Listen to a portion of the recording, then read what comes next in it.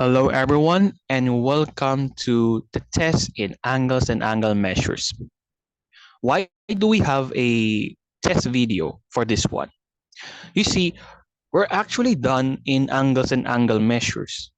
So the next topic we're going to discuss, or to learn rather, is unit circle. But before we proceed to the unit circle, we must assess ourselves if we have learned something so far. So with that in mind, we will have a test for this topic. All right. So in angles and angle measures, it involves degrees and radians. What else? The length of the circular arc, and last but not the least, linear speed and angular speed. All right. So in this video, we're going to start with true or false, the usual way that I conduct a practice or test. Right. Next video, I think it would be multiple choice, but let's take a look. Right. Let's see. So right now, let's now proceed to our topic, or sorry, let's proceed now to our test that involves true or false. So without further ado, let's now begin.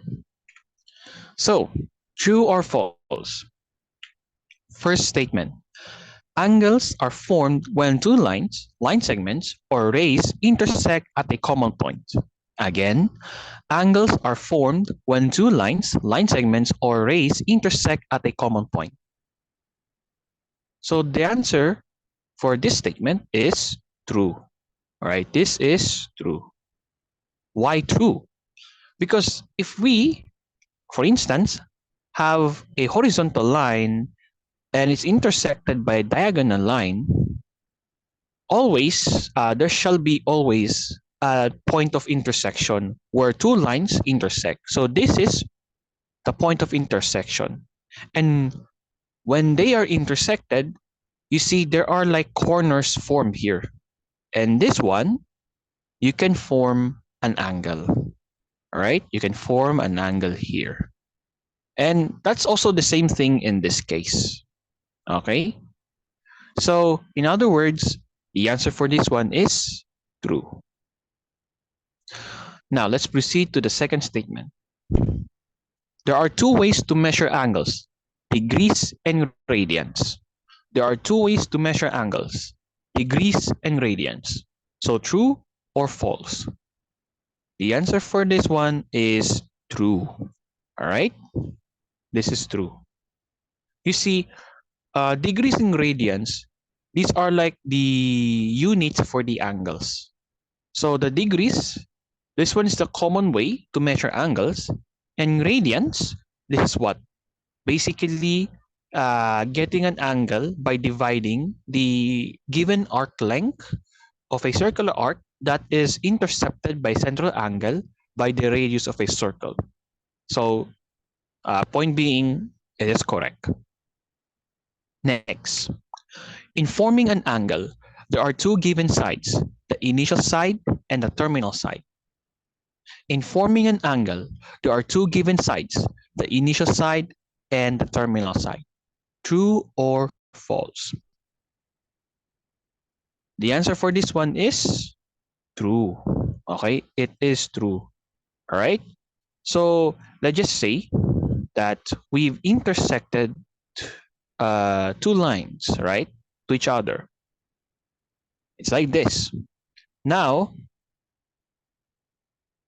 imagine that we only take the half part of it, which is this one. Okay. So you see, in this side, the angle is forming here. Obviously, I already mentioned that.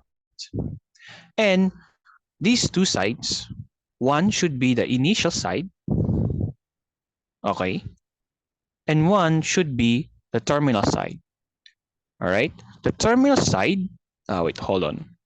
The terminal side could be here or here, and same thing goes on to initial side. It could be from here or there. All right, so it could be. Now, the question is, what are the roles? So that I won't actually mention it because I already discussed what is the role of the initial side and the role of the terminal side. All right? Because if I'm going to do that, it's like I'm already giving you the clue for the answer. For the answers, or basically I'm giving a clue for the next statements. That's it. Sorry for making another grammatical mistake. All right? So let's now proceed to the next statement. In forming an angle, initial side is responsible for rotation. In forming an angle, initial side is responsible for rotation. The answer for this statement is false. See, this is why I never mention the function of the initial side and a terminal side, because you will know the answer for this statement. You see, okay, suppose the diagonal line here is a terminal side, and the line that is in horizontal orientation is the initial side. This side, the terminal side, this is responsible in rotating. Okay? Terminal side is responsible for rotating. Initial side is just basically a side that it will not move. All right? Or when we say initial side, that means it's the starting side. So imagine, let's just say that, what do you call this one? You have a protractor. Okay? When you start measuring, where would you start? All right? It depends actually on the number of angles here. So for example, if the angle here is arranged from 0 degree, then 90 degree, and on the left end point is we have 180 degree, that means that you will start measuring angle from here, right? Here. Then let's just say you want to measure up to 45 degrees, which is midway to 90 degree. So let's just say you start measuring from here up to there. So this is a total of 45 degrees. Okay, from start up to 45 degrees. So the start, this is actually the initial side. And the one that is rotating is the terminal side. The terminal side tells you actually where did you stop rotating. So therefore, if I stop at 45 degrees, okay, then this side is the terminal side. Okay, the initial side is basically your starting point. That is why initial side should be not the one who is moving, except the terminal side. Because terminal side tells you how far or until what rotation you have accomplished. All right? So that is all. Now let's go to the next, next statement.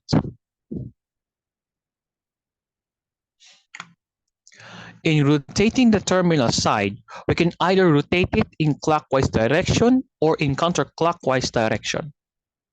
In rotating the terminal side, we can either rotate it in clockwise direction or in counterclockwise direction.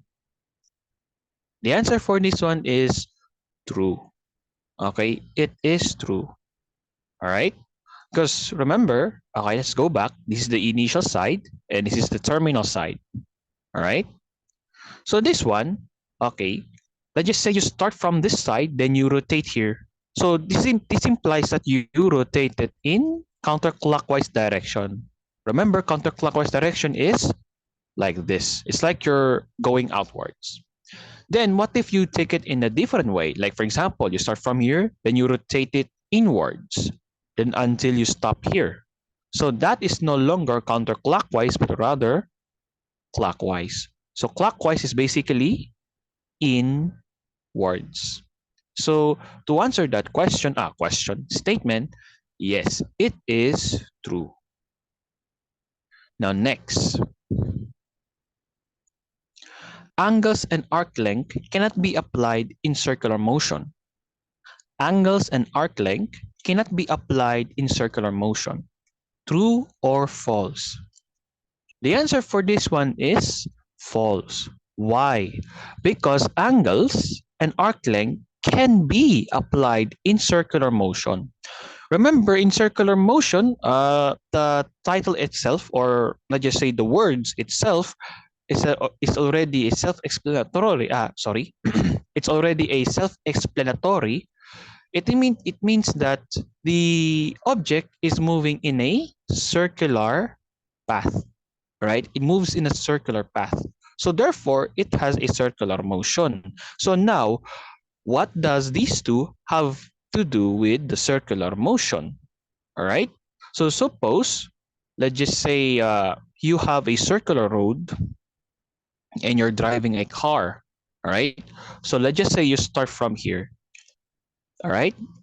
Then let's just say that after, I just say 2 minutes, you've approached here already. Or not that approach, rather reached. You reach here. Okay. So that's after 2 minutes. Okay. After 2 minutes. Now, I want you to find the distance between your starting position and that final destination you've reached. Okay. So here, remember, this is a circle. All right. So expect that number one, if this is in circular motion, expect that there shall be two radii, or in singular radius. One is for the starting, one is for the what do you call this one? For the final destination. Then in between the two radii, there shall be an angle. All right. Now here, the angle tells you the angular distance between these two lines, and this red line tells you the length from here up to here. And you see, it's like a distance. You get me? Because overall, it's basically your distance traveled, right? So yeah, obviously. But you see, the distance is not in a linear shape, you know. Rather, it's actually in arc length. So we would use the arc length and angles to find the distance from the point you started until the point you have stopped. So therefore, angles and arc length are applied in circular motion. So the answer is false. It can be applied. All right. So next, in using the formula of the arc length, the angle can either be in degrees or in radians. In using the formula of the arc length, the angle can either be in degrees or in radians. The answer is false, not true. Why? Okay, the angle should be in radians, not it could be degrees or in radians. No, it should be only radians, not degrees. I already explained this one why, so I'm just gonna explain it in a brief manner. All right, and I'll do it as short as possible. So remember that in getting the arc length, all right, what do you need? You need two things. One is the radius, and the other is the what do you call this one? The angle, right? Yeah, the angle. Okay, the angle. That blue line is actually the arc length. So you want to find the arc length. So you will multiply your radius by theta. But you see, this formula is derived from this formula, which is this one. Theta is equal to S all over R. And this formula is for what? Finding the angle in radians. So therefore, if you're going to, how should I say this? If you're going to use this formula to find the arc length, then the angle here should be in radians. Because initially, this formula, again, I mentioned that this is about finding angle in radians. Therefore, if you're going to find the arc length in which it's derived in this way, therefore, the angle should be in, once again, radians. Plus, there's no such thing as degrees and it's being multiplied with a, what do you call this one? It's being multiplied with a, with any value that talks about the length. Like for example, let's just say the theta is in 30 degrees, right? And the radius is, let's just say 2 meters.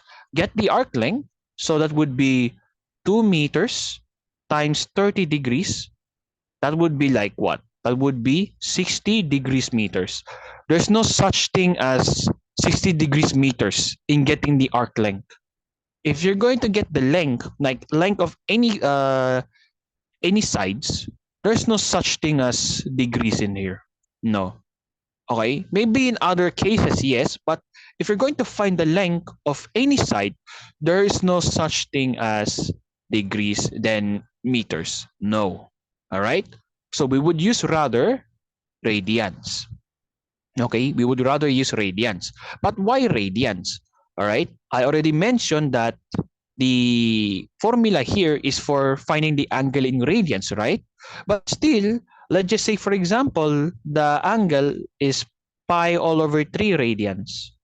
So if you're going to substitute it in this formula, so arc length times 2 meters times pi all over 3 radians, the answer here would be what? 2 pi all over 3 meters. There's no radians. So why though? Okay, why is it that radian is not included here? You know, it beats the purpose of using radian in this formula. So why radian is not included? So I already told you the first reason, right? And the second reason, I guess, it's about, there's no such thing as degrees meters or degrees inches or degrees units, right? Then here's the third reason.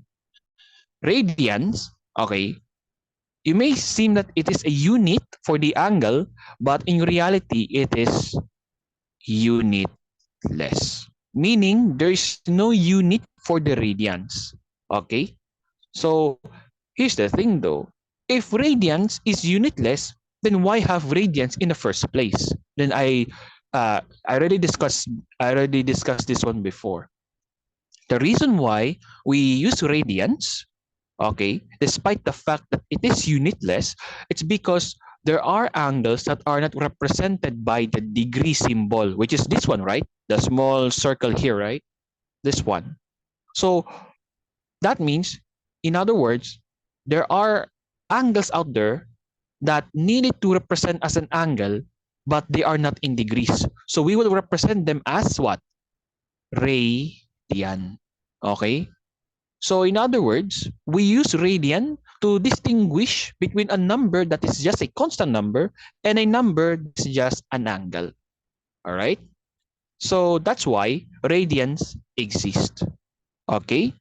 So here, so we can just disregard radian here since it is unitless. So we can have only the unit of meters instead. All right? I hope you guys understand what I meant. If not, I suggest you should watch uh what's that? Degrees and radians, because I have uploaded those videos. I think it's only four parts of it or three parts, I do believe. So if you want more information, basically watch those videos. Okay? All right? So anyways, let's now proceed. All right, let me just erase this one. Let me just erase, hold on. Okay. So now let's proceed to the next statement. Linear speed and angular speed are used in determining the speed of an object that moves along the linear path. Again, linear speed and angular speed are used in determining the speed of an object that moves along the linear path. The answer is what? I already discussed this one actually before. This is false. Okay, false. Why do we study linear speed and angular speed? Yes, to determine the speed of an object that moves along the circular path. Okay, the circular path. Okay, circular path. Wait a minute. How about linear speed though? Linear speed is useful in the linear path because they're both linear, right? No. You know why? We use linear speed to find the speed of an object that moves along the circular path. Because you see, okay, I already discussed this one. Let's just say that the object moves in a circular, what's that again? Circular motion, right? So this is the object. Now, How about this? Okay. Now it rotates uh, clockwise. So you know that clockwise rotates like this, right?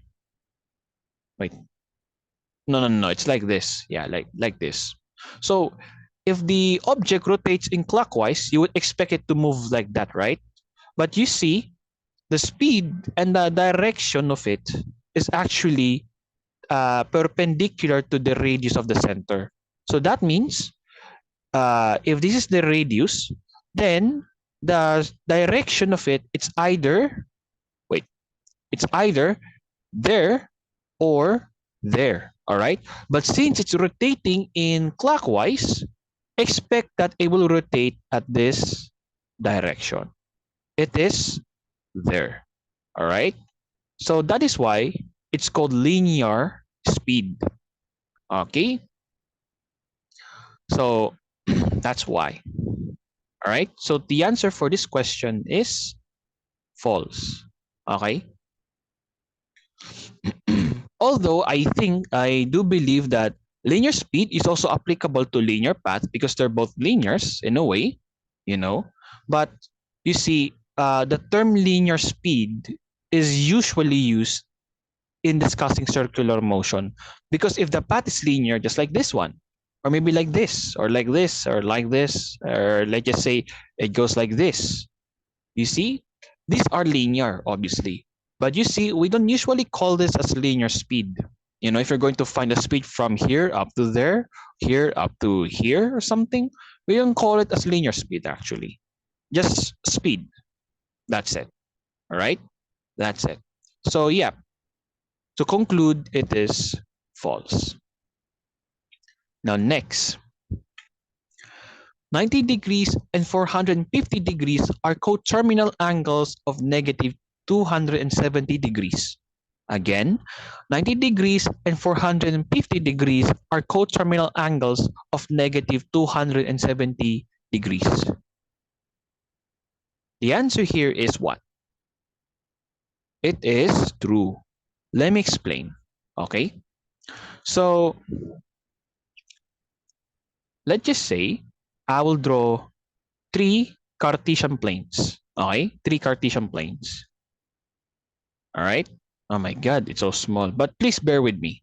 Okay, please bear with me. So here, let's start first with this one. Okay, the standard way to measure angle. Okay, in degrees, this is 0 degree, 90 degrees, 180 degrees, 270 degrees. This is 270, guys. All right. You know what? Let me just fix it. This is 270. Hold on. 270 degrees. There you go. Then this is 360 degrees. So one whole rotation of it is 360 degrees. Then we have the another Cartesian plane. This shows that what would be the angle if the terminal side rotated in clockwise. So this is 0 degree, right? We have negative 90 degrees, negative 180 degrees, and negative 270 degrees. And here we have negative 360 degrees, all right? And lastly, for this one, what if we exceed more than 360 degrees? Okay, so what if we exceeded 360 degrees here? So here, if we exceeded 360 degrees, we will have 450 degrees. This is 540 degrees. This is 630 degrees and 720 degrees. So one whole rotation for it is 720 degrees. So now let's go back to the topic. What are coterminal angles? You see, coterminal angles are what? Basically, angles that are what? Have the same initial side and terminal side. So here, assuming that this is the initial side, you form an angle from here up to 90 degrees. Okay, good. So the terminal side is here. Now 45 degrees. So assume once again that your initial side is here. So going from here up to there, you form 450 degrees. Okay. That's good. And last but not the least, here, okay, assuming that this is your initial side and you form negative 270 degrees, so you will have this. Oh wait, no. That's wrong. Wait. I mean, yeah, they're actually the same, negative 270 degrees. Okay. So what did you observe? They have the same initial side and the same terminal side, right? Okay. Did you notice? Uh, this one, and this one, they go in the same what? No, yeah, correct. The same rotation. Oh no, not rotation, but they have the same initial side and terminal side. So that means they are coterminal angles. By the way, before I proceed to the next statement, I mentioned that assuming that this is the initial side, assuming this is the initial side, assuming that this is the initial side, right? So here's a question. What if the initial side is not on the right x-axis, but on the left x-axis? All right? Because I keep mentioning, assuming that initial side is here, right? Here and here, right? So what if it's on the left? That would be a different scenario actually. All right, let me show you. Okay, that would be a different scenario. Because if your initial side is on the left, the way how would you measure the angle or graph the angle would be, let's just say, reverse. So, right? Let's just say initial side is here. If that's the case, then you will start 0 degrees, 90 degrees, 180 degrees, 270 degrees. Then, what's that? 360 degrees. Similarly, okay, if we start in here, so expect you'll have 0 degrees, 90 degrees, 180 degrees, and so on and so forth. I hope you get what I mean here. All right. So where does the initial side start? That's where 0 degrees should start. Okay. I think I did not include that in the previous discussion last time. So right now, I hope you understood me. Okay. So if that's the case, then why are we learning the standard way, like starting from 0 degree, 90, 180? Why? Because basically this is the basic way you need to learn about angles, the basic way. All right? So that you will at least know the idea of how angles were formed. All right? So that is all. I think we will have only last statement. So let's take a look. Three rotations is equivalent to 1,000 degrees. Yeah, 1,000 degrees. So again, 3 rotations is equivalent to 1,000 degrees. So what's the answer? This is false. Why? In one whole rotation, okay, is equivalent to what? 360 degrees. Okay, one whole rotation is 360 degrees. So what if we ask for 2 rotations? So basically, you're going to multiply 2 by 360. So 2 times 360 is 720 degrees. All right. So 2 total rotations is equivalent to 720 degrees. Now, lastly, what if it's 3 rotations? Then what you're going to do is just multiply 3 by 360. So 3, wait, let me just use my calculator. 3 times 360 is 1,080 degrees. So we're almost there. All right. But the answer is 1,080 degrees. So therefore, I conclude that the statement here is false. So that is all, guys. All right. Next video, we're going to have multiple choices. All right. The main reason why I include that so that you can have an understanding instead of just solving. All right. So that is all, guys, and see you soon.